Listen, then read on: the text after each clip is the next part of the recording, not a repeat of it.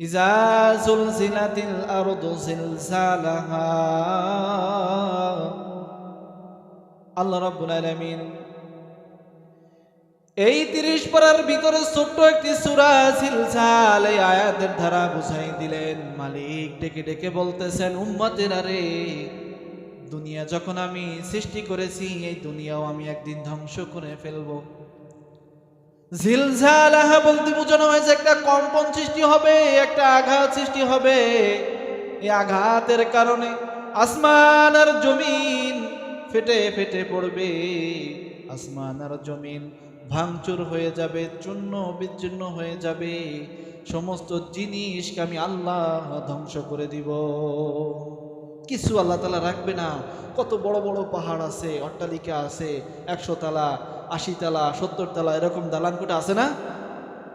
এরকম দালান আছে। তারপরে বিশাল বিশাল বড় পাহাড়, যে পাহাড়টা জমিনকে কি করে রাখছে, স্তূপ করে রাখছে, ঠান্ডা স্থির করে রাখছে। আসলে জমিনটা হলো পানির পরে ভাসনা। যেরকম আমরা চাষ ধৌত করার সময় আপনার খালে বিলে চাষ যখন ধোই পানির পরে, চাষটা টলমলো টলমলো করে কিনা? হ্যাঁ, করে না? ওইরকম জমিনটাকে আল্লাহ তাআলা ওইরকম ভাবে পানির পরে ভাসনা রেখেছেন। যখন দেখতেছেন জমিনটা এদিক সেদিক করতেছে, তখন আল্লাহ তাআলা জমিনকে স্তূপ করার জন্য, ঠান্ডা করার জন্য পাহাড়কে মেরে দিলেন, লোহা স্বরূপ মেরে দিলেন, যাতে জমিন আর দুলতে না পারে। তাহলে বোঝা গেল রব্বুল আলামিন জমিনটাকে পাহাড় ধারা স্তূপ করে রেখেছেন, নড়চড় না করতে পারে, জমিনটা না হেলাধুলা করতে পারে, এই জন্য পাহাড় দিয়ে চাপা দিয়ে রেখেছেন। কিন্তু আমি আল্লাহ রাব্বুল আলামিন এমন একদিন আসবে যেই দিন আমি কোনো জিনিস রাখবো না, কোনো জিনিস রাখবো না। যতগুলো পাহাড় তোমার চোখের সামনে দেখো, পর্বত দেখো, নদী নালা দেখো, গাছপালা দেখো, দুনিয়ার ভিতরে যা কিছুই দেখো না কেন বান্দা, সমস্ত জিনিস আমি আল্লাহ একদিন ধ্বংস করে দিব। কিরকম ধ্বংস করে দিব? তোমরা দেখতে পাও দুনিয়ার ভিতরে তুলা গাছে যখন তুলা ধরে, তুলা যখন পেকে যায়, তখন ফুলটা ফেটে যায়, বাতাসের সাথে তুলা উড়ে উড়ে এক জায়গা থেকে অন্য জায়গায় যায়, ঠিক কিনা? এইরকম ভাবে যায়, তুলা উঠতে উঠতে উঠতে চলে যায়, বহু দূর চলে যায়। আমি আল্লাহ রাব্বুল আলামিন নক্ষত্র সৃষ্টি করেছি, আমি আল্লাহ রাব্বুল আলামিন চন্দ্র সৃষ্টি করেছি, আমি আল্লাহ রাব্বুল আলামিন তারা সৃষ্টি করেছি। পাহাড় পর্বত দুনিয়ার ভিতরে যাই কিছু দেখো না কেন, আমি আল্লাহ রাব্বুল আলামিন ওই রকম ভাবে তুলার মতো উড়িয়ে উড়িয়ে ধ্বংস করে দিব। দুনিয়ার ভিতরে আমি কাউকে রাখবো না, সমস্ত জিনিস আমি ধ্বংস করে দিব। এই দুনিয়াটা আমি আল্লাহর কাছে মশার পাখা পরিমাণ দাম আমার কাছে নাই। যদি আল্লাহর কাছে দুনিয়াটা দামি থাকতো, যদি দাম থাকতো, তাহলে যারা ইহুদি না, যারা খ্রিস্টান, তারা কোনোদিন খাদ্য পাইতো না, তারা কোনোদিন পানি পাইতো না। আল্লাহ তাআলার নাফরমানি করার সাথে সাথে তাদের জবানকে আল্লাহ চেপে ধরতো, তাদের খাদ্যকে নষ্ট করে দিত, তাদেরকে না খাওয়াই মারতো। কিন্তু আল্লাহ রাব্বুল আলামিন যে একজন কাফের, একজন বেদিন, একজন মুমিনকেও আল্লাহ খাওয়ায়, একজন কাফেরকেও আল্লাহ খাওয়ায়, তাহলে বোঝা গেল এই দুনিয়াটা আল্লাহর কাছে মশার ডানা পরিমাণও দাম নাই। কি নাই? মশা মাছির ডানা পরিমাণ আল্লাহর কাছে কি নাই? দাম নাই। কিন্তু আল্লাহ রাসূল বলেন, আদ-দুনিয়া সিজনুল মুমিনিন ওয়া জান্নাতুল কাফিরিন। দুনিয়াটা হলো এমন একটা জায়গা, মুমিনদের জন্য জান্নাত, মুমিনদের জন্য জাহান্নাম, আর কাফেরদের জন্য জান্নাত। কেমন বলা হয়েছে? আল্লাহ রাসূল সাল্লাল্লাহু আলাইহি ওয়াসাল্লাম বলেন, দুনিয়ার ভিতরে মুমিন যেটা মন চায় সেইটা কখনো করতে পারে না। পারে নাকি? মুমিন গুনার কাজ করতে পারে? মন চাইলে গুনার কাজ সে করতে পারে না। মুমিন যেটা চায় সেটা সব সময় করতে পারে না। কারণ কি? এটা আল্লাহ তাআলার নাফরমানি। আল্লাহ তাআলার সাথে আমার সাথে বন্ধুত্ব সৃষ্টি হয়ে যাবে, আমি চাইলে করতে পারবো না। আর একজন কাফের সে চিন্তা করে যা হয় হোক, যা আছে সামনে সেটি নিয়ে ঠেলা শুরু করে, ঠিক কিনা? তাহলে বোঝা গেল মুমিনরা চাইলেও সবকিছু করতে পারে না, আর কাফেররা চাইলে সবকিছু করতে পারে, ঠিক কিনা?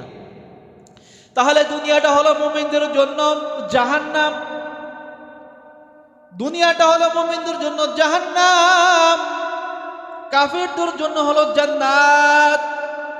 আর আল্লাহ রাব্বুল আলামিন বলেন মুমিনদের জন্য যারা দুনিয়ায় জাহান্নাম মনে করেছে, দুনিয়ায় সারা জীবন কান্নাকাটি করেছে, দুনিয়ায় আমি আল্লাহর ইবাদতের ভিতরে আনুগত্য করেছে, আমার রাসূলের সুন্নাত অনুযায়ী আমল করেছে, আমার প্রতি ঈমান আনেছে, আমার রাসূলের প্রতি আমল করেছে, আমাকে ডাকছে, আমি আল্লাহ রাব্বুল আলামিন মরার সাথে সাথে তার কবরখানাকে আমি জান্নাতের টুকরা বানাই দেব।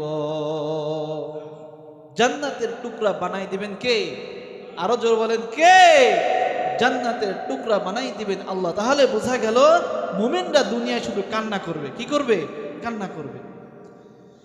আল্লাহ রাব্বুল আলামিন বলেন দুনিয়ার ভিতরে মুমিনদের জন্য আমি 5 ওয়াক্ত নামাজ ফরজ করেছি। এই 5 ওয়াক্ত নামাজ আমার মুমিন বান্দারা ইবাদত করবে। এই 5 ওয়াক্ত নামাজ উম্মতি মুহাম্মাদের জন্য আল্লাহ রাব্বুল আলামিন ফরজ করেছেন। দেখা গেল একজন মুসলমান সে ফজরের নামাজ আদায় করেছে, জোহরের নামাজ আদায় করে নাই।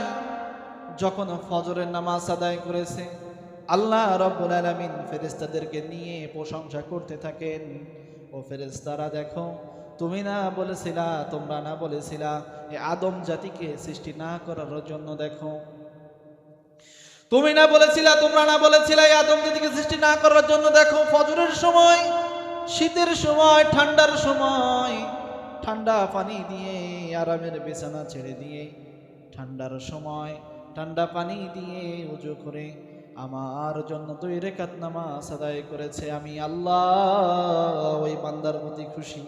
সুবহানাল্লাহ। আমি আল্লাহ ওই বান্দার প্রতি খুশি। আবার যখন জোহরের নামাজ আদায় করে আল্লাহ রাব্বুল আলামিন ওই ব্যক্তির উপর আবার প্রশংসা করতে থাকে, ও ফেরেশতারা রে তোরা না বলেছিলি আদম জাতিকে সৃষ্টি না করার জন্য, দেখো আমার সিজদায় পড়ে আছে, আমার ইবাদত করতেছে, সূরা কালাম জানে না, ভালো করে আমাকে ডাকতে জানে না, কিভাবে আমাকে পেতে হয় তাও জানে না, কিন্তু আমার ভয়ে আমার বান্দা জোহরে নামাজ পড়তে আসে। আল্লাহু আকবার বলে। দেখো তাকায় তাকায় দেখো আমার বান্দা আমার সিজদায় পড়ে পড়ে কান্না করে। আল্লাহ রাব্বুল আলামিন বলেন ও ফেরেশতারা রে তারা কি আমার জান্নাত দেখেছে? না না, তারা তো আমার জান্নাত দেখে নাই। ফেরেশতাকে বলে ও ফেরেশতারা তারা কি আমার জাহান্নাম দেখেছে? না না, তারা জাহান্নাম দেখে নাই। তাহলে কেন ইবাদত করে, কেন কান্নাকাটি করে? ফেরেশতারা ডেকে ডেকে বলে মালিক, তারা কান্নাকাটি করে এই জন্য মালিক মরার পরে আপনার আযাব থেকে মাফ পাওয়ার জন্য, ক্ষমা করার জন্য, ক্ষমা চাওয়ার জন্য তারা আপনার সিজদায় পড়ে আছে। আল্লাহ রাব্বুল আলামিন বলেন ও জমিন তুমি আজকে সাক্ষী থাকো, আসমান জমিন পাহাড় পর্বত যা কিছু চারিপাশে যা কিছু আছে ফেরেশতা সহ সাক্ষী থাকো, আমি আল্লাহ রাব্বুল আলামিনের যদি ইবাদত এইরকম বান্দা করে শেষ পর্যন্ত আসতে পারে, আমি আল্লাহ রাব্বুল আলামিন তার কবরকে জান্নাতের টুকরা বানায় দেব। তাহলে বোঝা গেল আল্লাহ রাব্বুল আলামিন মুমিনদের জন্য দুনিয়ায় কষ্ট করবে, ফল দেবে কোথায়? আখিরাতে। কবরে রাখার সাথে সাথে আল্লাহ তাআলা জান্নাতের ফয়সালা করে দিবে। সুবহানাল্লাহ। আর একজন বেনামাজি নামাজ পড়ে না, ফেরেশতারা আল্লাহকে ডেকে বলে মালিক ফজরের সময় হয়েছে, নাক টেনে ঘুমায়, আল্লাহ আপনি শুধু অর্ডার দেন ধ্বংস করে দিই, আল্লাহ আপনি শুধু একবার অর্ডার করেন আমি ধ্বংস করে দিই। আল্লাহ রাব্বুল আলামিন বলেন না না না, ধ্বংস করার দরকার নাই, সামনে যে একটা জোহরের রক্ত আছে, ঠিক কিনা? সামনে একটা জোহরের রক্ত আছে, জোহরের টাইম আছে, দেখো আমার বান্দা জোহরের সিজদায় পড়ে কিনা। ফজর কেটে যায়, ফেরেশতারা আবার ডেকে বলে মালিক ও তো কাজা নামাজও পড়ে নাই, আপনার ইবাদত করতে চায় না, কাজা নামাজ পড়ে নাই, আল্লাহ আপনি শুধু অর্ডার দেন, আর সকালের যে নাস্তাটা আছে আমি নাস্তাটা কি করে দিই, অফ করে দিই, বন্ধ করে দিই, বন্ধ করে দিই, বন্ধ করে দিই। আল্লাহ ডেকে বলে না না, আবার খাবার বন্ধ করার দরকার নেই। আমার বান্দা যদি আবার জোহরের নামাজ পড়ে তাহলে কেমন হবে? দরকার নাই, খাবার বন্ধ করার দরকার নাই। জোহরের টাইম হয়ে আসছে, বান্দা চলে গেছে কোথায়? জমিনের ভিতরে চলে গেছে, দুনিয়া কামাই করার জন্য, টাকা পয়সা ফলানোর জন্য বান্দা চলে গেছে, জমিনের ভিতরে চলে গেছে। জোহরের নামাজ কেটে যায় যায় অবস্থা, আল্লাহ রাব্বুল আলামিন কে ডেকে বলে, মালিক দেখেন আপনার বান্দাকে আপনি বলেছিলেন জোহরের নামাজ আদায় করার জন্য, আপনি আমাদেরকে ঠেকায় রাখছিলেন। আয় আল্লাহ আপনি আর অর্ডার দিয়েন না, আপনি আর নিষেধ করেন না, আপনার বান্দাকে আমরা ধ্বংস করে দেই। আল্লাহ বা ডেকে বলে না, ধ্বংস করতে পারবে না। আমার বান্দা হয়তো ভুলের ভিতরে আছে, আমাকে হয়তো চিনে নাই। আমার বান্দা যদি আমাকে চিনতো তাহলে ওই ওই জমিনের ভিতরে কাদামাটি অবস্থায় আমার ইবাদত করত। না না, ধ্বংস করার দরকার নাই। আবার ডেকে বলে, আল্লাহ জোহরের নামাজ যেহেতু আদায় করে নাই, ওর দুপুরের খানাটা আমি আল্লাহ বন্ধ করে দেই। আল্লাহ রাব্বুল আলামিন বলে না না না, ওর জোহরের দুপুরের খাবার বন্ধ করার দরকার নাই, সামনে আসর রক্ত আছে, ঠিক না? সামনে আসর রক্ত আছে। যদি আসরের সময় আমার বান্দা যদি তওবা করে, আমার বান্দা যদি তওবা করে আসরের সময়, যে নামাজ কাজা হয়ে গেছে, ওই নামাজ ছেড়ে দেওয়ার কারণে যে গুনাহ হয়েছে, যদি আমার বান্দা জোহরের সময় আসরের সময় তওবা করে আমার জন্য 2 ফোঁটা চোখের পানি ফেলে, আমি আল্লাহ রাব্বুল আলামিন ওই নামাজ কাজা করার গুনার পরিবর্তে সব দ্বারা পরিপূর্ণ করে দিব। না না, তুমি ধ্বংস করতে পারবা না, ধ্বংস করো না, ধ্বংস করো না। এখনো তো আসরের টাইম আছে, এখনো আসরের টাইম আছে, দেখি আমার বান্দা কি করে।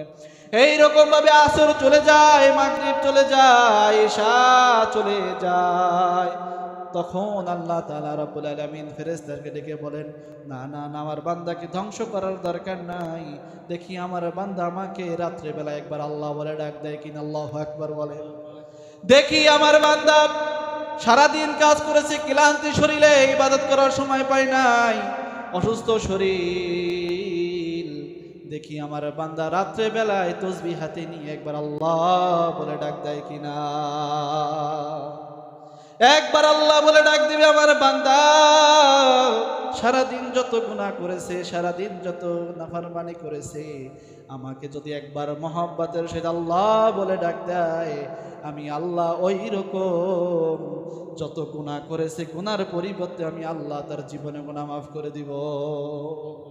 এইরকম ভাবে আল্লাহ তাআলা ছাড় দিচ্ছেন বান্দা কি, আর ডেকে ডেকে বলতেছেন, বান্দা যদি তুমি আমাকে আল্লাহ বলে 1 কদম আগাও, আমি আল্লাহ রাব্বুল আলামিন তোমার জন্য 2 কদম আগাই যাই। সুবহানাল্লাহ পড়েন। আবার যখন বান্দা আমার প্রতি 2 কদম আগায়, আমি আল্লাহ তোমার প্রতি 10 কদম আগাই যাই। এই হলো আমাদের কাজরার এমন এমন পরিস্থিতি হয়ে গেছে দুনিয়ার ভিতরে, মানুষ দুনিয়া লোভী হয়ে গেছে। আল্লাহ রাব্বুল আলামিন সময়ের কসম কেটে বলছেন, আলহাকুমুত তাকাসুর হাত্তা যুরতুমুল মাকাবির। আসরের ভিতরে আল্লাহ রাব্বুল আলামিন আরেক আয়াতের দ্বারা বলেছেন, ওয়াল আসরি ইন্নাল ইনসানা লাফি খুসর। মানুষ, আল্লাহ রাব্বুল আলামিন বলেন, সময়ের কসম দিয়ে বলেন, মানুষ হলো ক্ষতিগ্রস্তর ভিতরে। এই ক্ষতির ভিতরে যারা বাঁচবে, ইন্নাল্লাযীনা আমানু ওয়া আমিলুস সালিহাত, এই ক্ষতির ভিতরে ওই সমস্ত ব্যক্তিরা বাঁচবে যারা দুনিয়ার ভিতরে আমার প্রতি ঈমান আনবে, আমার ইবাদত করবে। আমার বান্দা দুনিয়ায় যত কাজ অল্প করুক আর বেশি বা করুক, আমার আমল যদি ঠিক মতো করে, ওই কাজের ভিতরে আমি আল্লাহ বরকত ঢুকাই দিব। তো সম্মানিত হাজিরিন, আমরা সবাই নামাজ পড়ার চেষ্টা করবো ইনশাল্লাহ, ঠিক আছে না? নামাজ পড়ার চেষ্টা করবো, নামাজকেও ছাড় দিব না। যদি নামাজকে ছেড়ে দেই, রাগ হয় কে? জোরে বলেন কে? আল্লাহ রাগ হয়ে যায়। এই জন্য আমরা নামাজকে ছাড়বো না ইনশাল্লাহ। নামাজ যখন মধ্যে যে কোনো টাইম পান না কেন, আলির ভিতরে হোক, জমিনের ভিতরে হোক, কাদা অবস্থায় হোক, ওই অবস্থায় আপনার সিজদায় পড়ে যেতে হবে। ওই অবস্থায় কি আপনাকে সিজদায় পড়ে যেতে হবে। হুজুর জামা কাপড় তো নাপাক, এইখানে এই অবস্থায় তো জামা কাপড় নাপাক অবস্থায় আছে, তা আমি কিভাবে সিজদা দেই? আল্লাহ রাব্বুল আলামিন ওই সময়ও নাপাক অবস্থায়, যেহেতু তোমার কোনো কি নাই, সুযোগ নাই, ওই অবস্থায় তোমাকে সিজদায় পড়তে হবে। হুজুর জামা কাপড় নাই, উলঙ্গ অবস্থায় আছে, কি করা যায়? আল্লাহ রাব্বুল আলামিন ওই সময়ও তোমার সিজদায় পড়তে হবে। তাহলে জামাতের ব্যাপারে কত গুরুত্ব আল্লাহ রাব্বুল আলামিন দিয়েছে। পারবো তো ইনশাআল্লাহ? যে কথাগুলো বললাম, আল্লাহ তাআলা আপনাকে আমাকে সবাইকে আমল করার তৌফিক দান। সকল বলে আমিন, আরো জোরে বলে আমিন। আসসালামু আলাইকুম ওয়া রাহমাতুল্লাহি ওয়া বারাকাতুহু। ইজা জুলজিলাতিল আরদু জিলজালাহা